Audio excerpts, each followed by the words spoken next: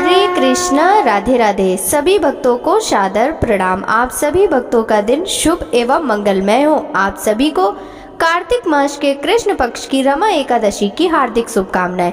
प्रिय भक्तों, आज की इस वीडियो में आप सुनेंगे रमा एकादशी व्रत की संपूर्ण कथा, साथ ही आप सुनेंगे एकादशी माता की कथा एवं एकादशी माता की आरती। कार्तिक मास की एकादशी को रमा एकादशी के नाम से जाना जाता है। कुछ स्थान पर इसे रमा ग्यारस भी कहते हैं। रमा माँ लक्ष्मी का ही दूसरा नाम है, इसीलिए इस एकादशी की व्रत कथा सुनने मात्र से अपार धन संपत्ति की प्राप्ति होती है और यह एकादशी व्रत कामधेनु और चिंतामणि के समान फल देने वाला होता है। रमा एकादशी की पवित्र कथा को सुनने मात्र से मनुष्यों के सभी पाप और संकट कट जाते हैं और सभी कामनाएं भी पूर्ण होती हैं और वैकुंठ लोक की प्राप्ति होती है। तो आप सभी भक्तजन पूरी श्रद्धा और प्रसन्न चित्त मन से कथा को पूरा अवश्य सुनिएगा। युधिष्ठिर ने पूछा, जनार्दन, मुझ पर आपका स्नेह है, अतः आप कृपा करके बताइए कि कार्तिक के कृष्ण पक्ष में कौन सी एकादशी होती है। भगवान श्री कृष्ण बोले, राजन, कार्तिक के कृष्ण पक्ष में रमा नाम की विख्यात और परम कल्याणमयी एकादशी होती है। यह परम उत्तम है और बड़े बड़े पापों को हरने वाली है। पूर्व काल में मुचुकुंद नाम से विख्यात एक राजा हो चुके हैं जो भगवान श्री विष्णु के भक्त और सत्य प्रतिज्ञ थे। अपने राज्य पर निष्कंटक शासन करने वाले उन राजा के यहाँ नदियों में श्रेष्ठ चंद्रभागा कन्या के रूप में उत्पन्न हुई। राजा ने चंद्रसेन कुमार शोभन के साथ उसका विवाह कर दिया। एक बार शोभन दशमी के दिन अपने ससुर के घर आए और उसी दिन समूचे नगर में पूर्ववत ढिंढोरा पिटवाया गया कि एकादशी के दिन कोई भी भोजन न करे। इसे सुनकर शोभन ने अपनी प्यारी पत्नी चंद्रभागा से कहा, प्रिय, आप मुझे इस समय क्या करना चाहिए, इसकी शिक्षा दो। चंद्रभागा बोली, प्रभु, मेरे पिता के घर पर एकादशी के दिन मनुष्य तो क्या, कोई पालतू आदि पशु भी भोजन नहीं कर सकते। प्राणनाथ, यदि आप भोजन करेंगे तो आपकी बड़ी निंदा होगी। इस प्रकार मन में विचार करके अपने चित्त को दृढ़ कीजिए। शोभन ने कहा, प्रिय, तुम्हारा कहना सत्य है, मैं भी उपवास करूंगा। दैव का जैसा विधान है वैसा ही होगा। भगवान श्री कृष्ण कहते हैं, इस प्रकार दृढ़ निश्चय करके शोभन ने व्रत के नियम का पालन किया, किंतु सूर्योदय होते होते उनका प्राणांत हो गया। राजा मुचुकुंद ने शोभन का राजोचित दाह संस्कार कराया। चंद्रभागा भी पति का पारलौकिक कर्म करके पिता के ही घर पर रहने लगी। नृप श्रेष्ठ, उधर शोभन इस व्रत के प्रभाव से मंदराचल के शिखर पर बसे हुए परम रमणीय देवपुर को प्राप्त हुए। वहां शोभन द्वितीय कुबेर की भांति शोभा पाने लगे। एक बार राजा मुचुकुंद के नगरवासी विख्यात ब्राह्मण सोम शर्मा तीर्थ यात्रा के प्रसंग से घूमते हुए मंदराचल पर्वत पर गए, जहां उन्हें शोभन दिखाई दिए। राजा के दामाद को पहचान कर वे उनके समीप गए। शोभन भी उस समय द्विज श्रेष्ठ सोम शर्मा को आया हुआ देखकर शीघ्र ही आसन से उठ खड़े हुए और उन्हें प्रणाम किया। फिर क्रमशः अपने ससुर राजा मुचुकुंद, प्रिय पत्नी चंद्रभागा तथा समस्त नगर का कुशल क्षेम पूछा। सोम शर्मा ने कहा, राजन, वहाँ सब कुशल है, आश्चर्य है। ऐसा सुंदर और विचित्र नगर तो कहीं किसी ने भी नहीं देखा होगा। बताओ तो सही, आपको इस नगर की प्राप्ति कैसे हुई। शोभन बोले, द्विजेंद्र, कार्तिक के कृष्ण पक्ष में जो रमा नाम की एकादशी होती है, उसी का व्रत करने से मुझे मेरे नगर की प्राप्ति हुई है। ब्राह्मण, मैंने श्रद्धाहीन होकर इस उत्तम व्रत का अनुष्ठान किया था, इसलिए मैं ऐसा मानता हूँ कि यह नगर स्थायी नहीं है। आप मुचुकुंद की सुंदरी कन्या चंद्रभागा से यह सारा वृतांत कहिएगा। शोभन की बात सुनकर ब्राह्मण मुचुकुंदपुर में गए और वहाँ चंद्रभागा के सामने उन्होंने सारा वृतांत कह सुनाया। सोम शर्मा बोले, शुभे, मैंने तुम्हारे पति को प्रत्यक्ष देखा। इंद्रपुरी के समान उनके दुर्दश नगर का भी अवलोकन किया, किंतु वह नगर अस्थिर है, तुम उसको स्थिर बनाओ। चंद्रभागा ने कहा, ब्रह्म ऋषि, मेरे मन में पति के दर्शन की लालसा लगी हुई है, आप मुझे वहां ले चलिए, मैं अपने व्रत के पुण्य से उस नगर को स्थिर बनाऊंगी। भगवान श्री कृष्ण कहते हैं, राजन, चंद्रभागा की बात सुनकर सोम शर्मा उसे साथ ले मंदराचल पर्वत के निकट वामदेव मुनि के आश्रम पर गए। वहां ऋषि के मंत्र की शक्ति तथा एकादशी सेवन के प्रभाव से चंद्रभागा का शरीर दिव्य हो गया तथा उसने दिव्य गति प्राप्त कर ली। इसके बाद वह पति के समीप गई। अपनी प्रिय पत्नी को आया हुआ देखकर शोभन को बड़ी प्रसन्नता हुई। उन्होंने उसे बुलाकर वाम भाग में सिंहासन पर बैठाया। तदंतर चंद्रभागा ने अपने प्रीतम से यह प्रिय वचन कहा, नाथ, मैं हित की बात कहती हूँ, सुनिए। जब मैं 8 वर्ष से अधिक उम्र की हो गई, तब से लेकर आज तक मेरे द्वारा किए हुए एकादशी व्रत से जो पुण्य संचित हुआ, उसके प्रभाव से यह नगर कल्प के अंत तक स्थिर रहेगा तथा सब प्रकार के मनवांछित वैभव से समृद्धिशाली रहेगा। नृपश्रेष्ठ, इस प्रकार रमा व्रत के प्रभाव से चंद्रभागा दिव्य भोग, दिव्य रूप और दिव्य आभरणों से विभूषित हो अपने पति के साथ मंदराचल के शिखर पर विहार करती है। राजन, मैंने तुम्हारे समक्ष रमा एकादशी व्रत का वर्णन किया। यह चिंतामणि तथा कामधेनु के समान सब मनोरथ को पूर्ण करने वाली है। भगवान श्री कृष्ण ने युधिष्ठिर से कहा, भगवान श्री हरि बड़े दयालु और क्षमावान हैं। यदि कोई प्रसन्न होकर या विवश पूर्वक भी एकादशी व्रत करता है या उनका पूजन करता है तो उसे उत्तम फल की प्राप्ति होती है। परंतु मनुष्यों को चाहिए कि भगवान का पूजन पूरी श्रद्धा व भक्ति भाव के साथ करे। भगवान श्री हरि और माँ लक्ष्मी की कृपा से उन्हें सुख समृद्धि की प्राप्ति होती है। इसके बाद भगवान श्री कृष्ण युधिष्ठिर से कहते हैं, युधिष्ठिर, अब मैं तुम्हें रमा एकादशी व्रत की विधि बतलाता हूँ, तुम इसे ध्यान पूर्वक सुनो। 10वीं की रात्रि को पूर्ण ब्रह्मचर्य का पालन करें तथा भोग विलास से भी दूर रहें। प्रातः एकादशी को लकड़ी का दातून तथा पेस्ट का उपयोग न करें। नींबू, जामुन या आम के पत्ते लेकर चबा लें और उंगली से कंठ शुद्ध कर ले। वृक्ष से पत्ता तोड़ना भी वर्जित माना जाता है, अतः स्वयं गिरे हुए पत्तों का सेवन करें। यदि यह संभव ना हो तो पानी से 12 बार कुल्ला कर लें। फिर स्नान आदि कर मंदिर में जाकर गीता का पाठ करें या पुरोहित आदि से श्रवण करें। प्रभु के सामने इस प्रकार प्रण करना चाहिए कि आज मैं चोर, पाखंडी और दुराचारी मनुष्य से बात नहीं करूंगा और ना ही किसी का दिल दुखाऊंगा। गौ, ब्राह्मण आदि को फलाहार व अन्न आदि देकर प्रसन्न करूंगा। रात्रि को जागरण कर कीर्तन करूंगा। ओम नमो भगवते वासुदेवाय, इस 12 अक्षर मंत्र अथवा गुरु मंत्र का जाप करूंगा।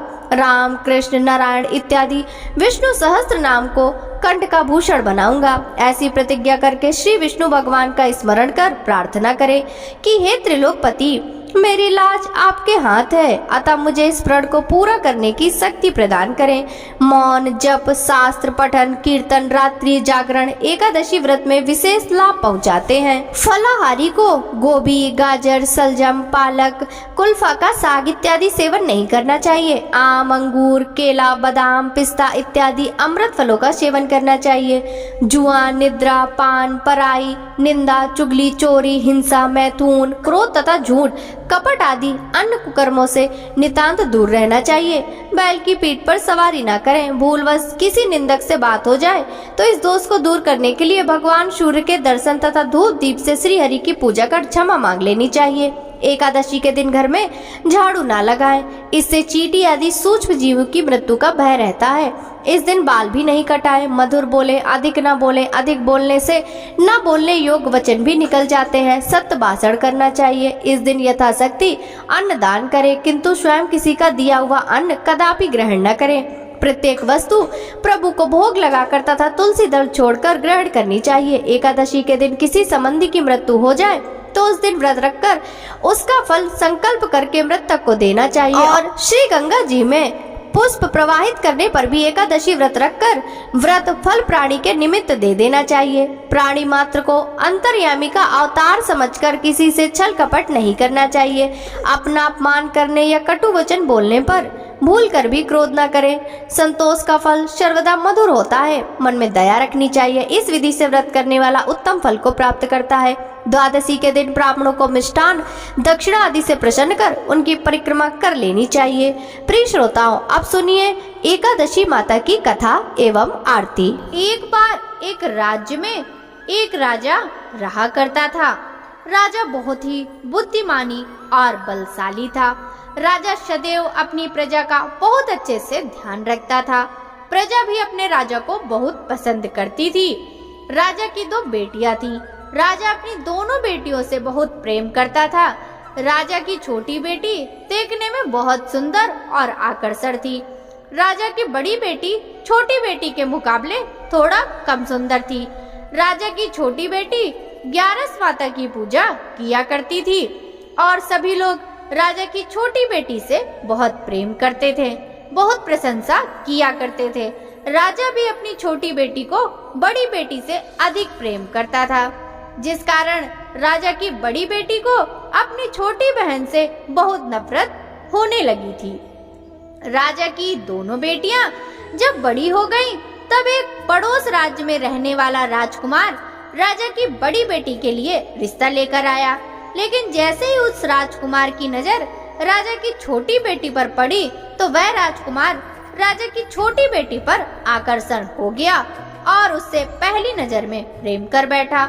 उस राजकुमार ने राजा की बड़ी बेटी के साथ विवाह करने से मना कर दिया और उसने राजा से कहा कि मैं आपकी छोटी बेटी से विवाह करना चाहता हूँ। जिसके बाद राजा की बड़ी बेटी यह देखकर अपनी छोटी बहन से बहुत क्रोधित हुई और राजा की बड़ी बेटी ने अपनी छोटी बहन को अपना सबसे बड़ा दुश्मन मान लिया। राजा की बड़ी बेटी ने अपनी छोटी बहन से बदला लेने का निर्णय किया, जिसके लिए उसके मन में अपनी छोटी बहन को जान से मारने की योजना बनाई। राजा की बड़ी बेटी ने अपनी छोटी बहन को मारने के लिए सबसे पहले एक लड्डू में जहर मिलाकर अपनी छोटी बहन को दे दिया और उसको लड्डू खाने के लिए कहा। लेकिन लड्डू खाने के बाद भी छोटी बहन को कुछ नहीं हुआ। बड़ी बहन यह देखकर बहुत आश्चर्यचकित हो गई, लेकिन बड़ी बहन ने हार नहीं मानी और उसने जब रात में छोटी बहन अपने कमरे में सो रही थी, तब एक मटके में सांप रखकर उसे कमरे में छोड़ दिया। लेकिन सांप भी छोटी बहन का कुछ नहीं कर पाया। जिसके बाद बड़ी बहन ने अपनी छोटी बहन से कहा कि चलो हम लोग कुएं में से पानी भरकर लाते हैं। जिसके लिए वह अपनी छोटी बहन को पानी भरने के बहाने कुएं के पास ले गई और उसने अपनी छोटी बहन को कुएं में धक्का दे दिया। लेकिन छोटी बहन को तब भी कुछ नहीं हुआ, क्योंकि हर बार 11 माता उसकी रक्षा कर रही थी और उधर बड़ी बहन अपने सारे प्रयासों के बाद असफल हो रही थी, जिससे वह बहुत क्रोधित होती जा रही थी। फिर उसने अपनी छोटी बहन के पास जाकर उससे खुद ही पूछा कि मेरी छोटी बहन, तुमको पता है भगवान ने सबकी मृत्यु एक निश्चित समय पर लिखी हुई है और कैसे तुम्हारी मृत्यु होगी, क्या तुम यह जानती हो? तब छोटी बहन ने अपनी बड़ी बहन को बताया कि हाँ, मैं जानती हूँ मेरी मृत्यु कैसे होगी। छोटी बहन से यह सुनकर बड़ी बहन मन ही मन बहुत प्रसन्न होने लगी और उसने अपनी छोटी बहन से कहा कि तो मुझे अपनी मृत्यु का राज बताओ।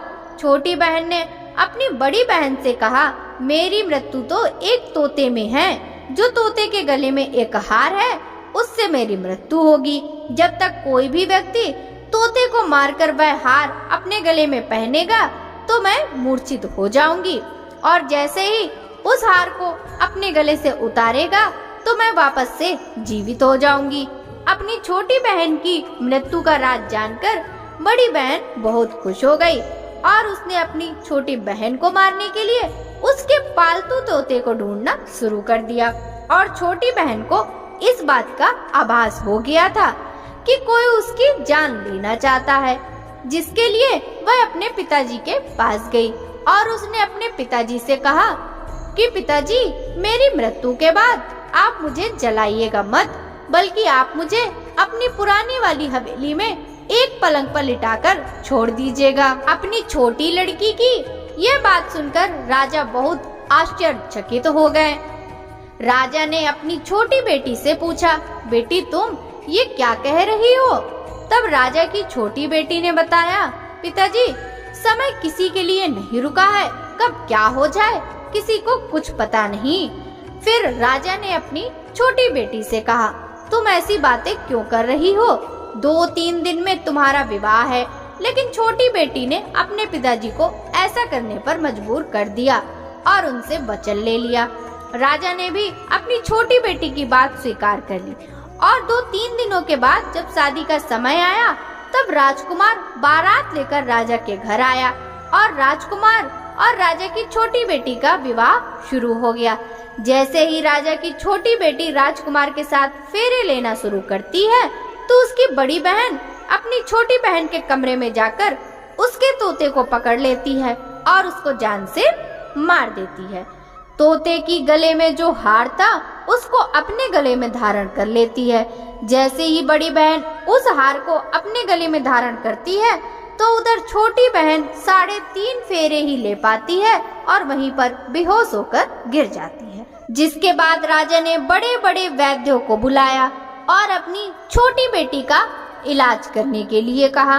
राजा की बात सुनकर वैद्य ने छोटी बेटी को जब चेक किया तो राजा को बताया, आपकी छोटी बेटी ना तो जीवित है और ना ही मरी हुई है। यह मैं ऐसा पहली बार देख रहा हूँ। राजा ने वैद्य को यह बात बाहर बताने से मना कर दिया और उनको कहा कि अगर तुमने यह बात किसी को बाहर बताई तो हम तुम्हें फांसी दे देंगे। राजा ने अपनी छोटी बेटी को पुराने महल में जाकर एक पलंग में लिटा दिया और वहां पर कुछ सैनिक तैनात कर दिया। राजा वापस अपने महल लौट आया। राजा की बड़ी बेटी अपने पिताजी के पास आई और कहने लगी, पिताजी, अगर यह शादी संपन्न नहीं हुई तो आपकी इज्जत का क्या होगा? आप कहें तो मैं आपकी इज्जत बचाने के लिए राजकुमार से शादी करने के लिए तैयार हूँ। जिसके बाद राजा ने अपनी बड़ी बेटी की बात मान ली और राजा ने बड़ी बेटी को छोटी बेटी के कपड़े पहनाकर मंडप पर भेज दिया। लेकिन राजकुमार यह जान गया कि यह राजा की छोटी बेटी नहीं है, बल्कि यह राजा की बड़ी बेटी है। लेकिन जब राजकुमार ने शादी करने से मना किया, सभी लोगों ने राजकुमार को विवश करके राजा की बड़ी बेटी से बचे हुए फेरों को संपन्न करा दिया और विवाह करा दिया। जिसके बाद राजकुमार राजा की बड़ी बेटी को अपने महल ले गया। राजकुमार राजा की बड़ी बेटी से न तो बात करता था और न उसको पसंद करता था और न ही उसके आसपास भटकता था। राजकुमार ने यह फैसला लिया था कि वह अपनी प्रेमिका को ढूंढ कर रहेगा और यह जानकर रहेगा कि उसके साथ क्या हुआ है। एक दिन राजकुमार अपने घोड़े पर सवार होकर राजा के पुराने महल के पास पहुंच गया, जहां पर उसने कुछ सैनिकों को देखा। महल के पास पहुंचकर राजकुमार ने जब महल को ध्यान से देखा तो वह समझ गया कि ये हमारे ससुर जी का महल है। तब राजकुमार ने सैनिकों से पूछा, तुम लोग यहाँ क्या कर रहे हो और इस महल के अंदर उस पलंग में कौन लेटा है? जिसके बाद सैनिकों ने बताया कि यहाँ पर राजा की छोटी बेटी लेटी है। यह सुनकर राजकुमार बहुत प्रसन्न हो गया और तुरंत अपनी प्रेमिका के पास पहुंच गया और उसकी सेवा करने लगा। जैसे ही रात हुई तो राजा की छोटी बेटी उठकर खड़ी हो गई। राजकुमार यह देखकर बहुत खुश हो गया और उससे अपनी प्रेमिका से पूछा कि तुम यहाँ क्या कर रही हो? तुम मेरे साथ घर चलो। राजा की छोटी बेटी ने राजकुमार को सारी बातें बता दी कि मेरी जान एक तोते में बसी थी और मैंने यह बात सिर्फ अपनी बड़ी बहन को बताया था और मुझे पता है कि उसने ही मुझे मारने का प्रयास किया है। उसके पास एक हार है जिसको वह सुबह पहन लेती है और रात को उतार देती है। जब तक वह हार को पहने रहती है तब तक मैं मूर्छित रहती हूँ और जैसे ही वह हार उतार देती है तो मैं जीवित हो जाती हूँ, और जब तक मेरी बड़ी बहन के पास वह हार है तब तक मैं ऐसे ही जीवित और मूर्छित होती रहूंगी। अगर मेरी बड़ी बहन के पास जो हार है वह मेरे हाथ लग जाए तो मैं हमेशा के लिए जीवित हो जाऊंगी।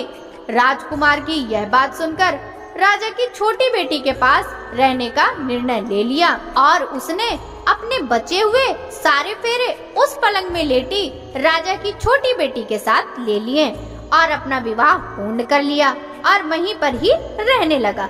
देखते ही देखते कुछ समय में राजा की छोटी बेटी और राजकुमार की पत्नी पेट से हो गई। एक दिन राजकुमार को किसी काम से बाहर जाना पड़ा। तब छोटी बेटी के पेट में बहुत तेज से दर्द होने लगा, जिसके बाद उसने ग्यारस माता का आवाहन किया, जिसके बाद वहाँ पर ग्यारस माता प्रकट हुई और उन्होंने अपने भक्तों के दर्द को दूर किया, एक पुत्र की प्राप्ति करवाई। वहीं अचानक से राजकुमार भी आ गया। राजकुमार ने ग्यारस माता को देखा तो वह आश्चर्यचकित हो गया और उसने तुरंत माता को प्रणाम किया और ग्यारस माता ने राजकुमार से कहा कि जब तुम्हारा पुत्र 5 वर्ष का हो जाए तुम अपनी पत्नी का हार इसके गले में डाल देना। और देखते देखते राजकुमार और राजा की छोटी बेटी का पुत्र 5 वर्ष का हो जाता है। तो राजकुमार अपने बेटे से कहता है कि बेटा, मैं कुछ काम से बाहर जा रहा हूँ, तुम अपनी माता का ध्यान रखना, और वहाँ से चला जाता है। राजकुमार को बाहर निकलता देख बड़ी बहन के सैनिक देख लेते हैं और बड़ी बहन को जाकर सारी बातें बता देते हैं, जिसके बाद बड़ी बहन अपनी छोटी बहन के पुत्र को वहाँ से उठवा लेती है और उसको मरवा देती है। छोटी बेटी के पुत्र के 2 टुकड़े करवा देती है। पहला टुकड़ा चक्की के पास छुपा देती है और दूसरा टुकड़ा अपनी पलंग के नीचे रख लेती है। अब ग्यारस माता भिखारी का रूप लेकर आती हैं। एक भिखारी का रूप लेकर बड़ी बहन के पास जाती हैं, जिसके बाद वहाँ पर भिक्षा मांगने लगती हैं। बड़ी बहन अपने नौकरों से कहती हैं कि जाकर भिक्षा दे दो। जैसे ही नौकर ग्यारस माता को भिक्षा देने के लिए आता है, माता उन्हें मना कर देती हैं और कहती हैं, मैं तुम्हारी महारानी से ही भिक्षा लूंगी। जिसके बाद बड़ी बहन स्वयं ही भिक्षा देने के लिए माता के पास आती हैं। तब माता एक बिल्ली का रूप लेकर उसके कमरे में चली जाती हैं। वहाँ पर छोटी बेटी के पुत्र के टुकड़े आपस में जोड़ देती हैं और उसे जीवित कर देती हैं। वहाँ से चली जाती हैं। राजकुमार अपने बेटे को लेकर अपनी पत्नी के पास जाता है और उससे कहता है, तुम इसका ध्यान रखना, अगर तुम इस बच्चे का अच्छे से ध्यान रखोगी तो मैं तुमसे बात करूँगा।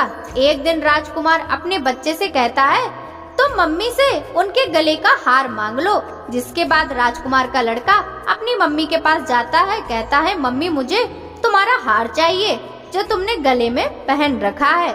यह सुनकर पहले तो बड़ी बहन बहुत क्रोधित होती है, पर उसको यह याद आता है कि राजकुमार ने कहा था कि अगर मैं इस बच्चे का ध्यान अच्छे से रखूंगी तो वह मुझसे बात करेंगे, जिसके कारण वह उस बच्चे को हार दे देती है और बच्चा तुरंत हार ले जाकर अपने पिताजी को दे देता है। तभी राजकुमार अपने बेटे को लेकर वहाँ से जाने लगता है और अपनी पत्नी से कहता है कि तुम हमारे लिए खाना बना कर रखना, मैं शाम को आकर तुम्हारे साथ खाऊंगा।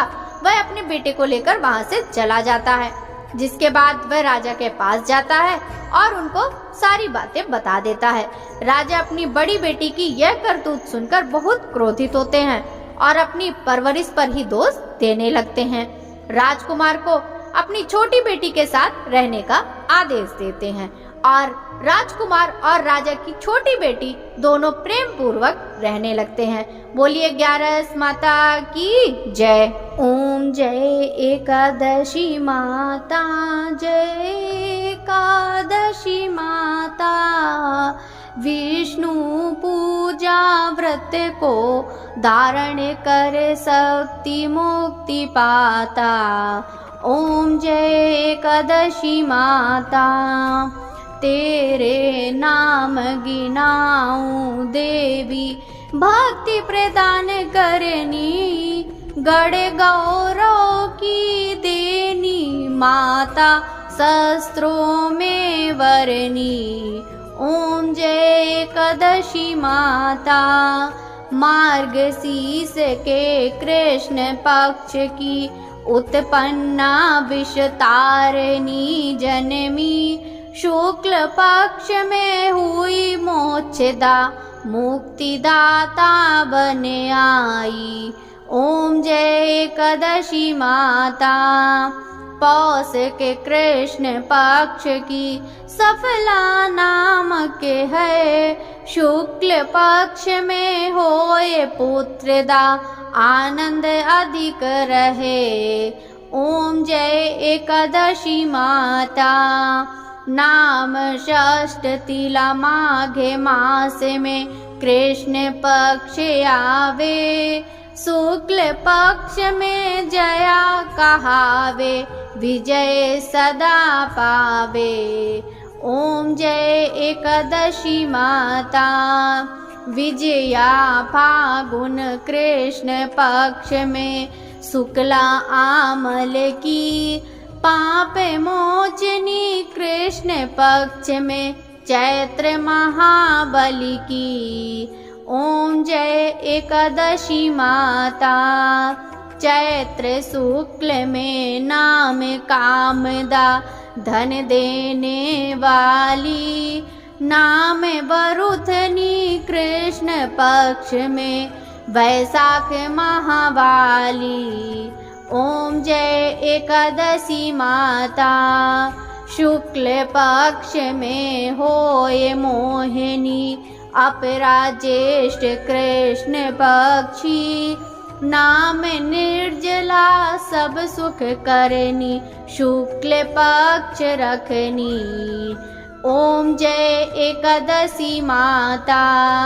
योगिनी नाम आषाढ़ में जानो कृष्ण पक्ष करनी। देवसैनी नाम कहायो शुक्ल पक्ष धरनी। ओम जय एकादशी माता। कामिका श्रावण मास में आवे कृष्ण पक्ष कहिए। श्रावण शुक्ला होए पवित्रा आनंद से रहिए। ओम जय एकादशी माता। आजा भाद्रपद कृष्ण पक्ष की परिवर्तनी शुक्ला। इंद्रा आश्विन कृष्ण पक्ष में व्रत से भव सागर निकला। ओम जय एकादशी माता। पापा कुंशा शुक्ल पक्ष में आप हरने हारी। रमा मास कार्तिक में आवे सुखदायक भारी। ओम जय एकादशी माता। देवोत्थानी शुक्ल पक्ष की दुख नाशक मैया। पावन मास में करूँ विनती पार करो नैया। ओम जय एकादशी माता। परमा कृष्ण पक्ष में होती जन मंगल करनी। शुक्ल मास में होए पद्मिनी दुख दारिद्र हरनी। ओम जय एकादशी माता। जो कोई आरती एकादशी की भक्ति सहित गावे। जन गुरुदिता स्वर्ग का वासा निश्चय वह पावे। ओम जय एकादशी माता। जय एकादशी माता। बोलिए एकादशी माता की जय।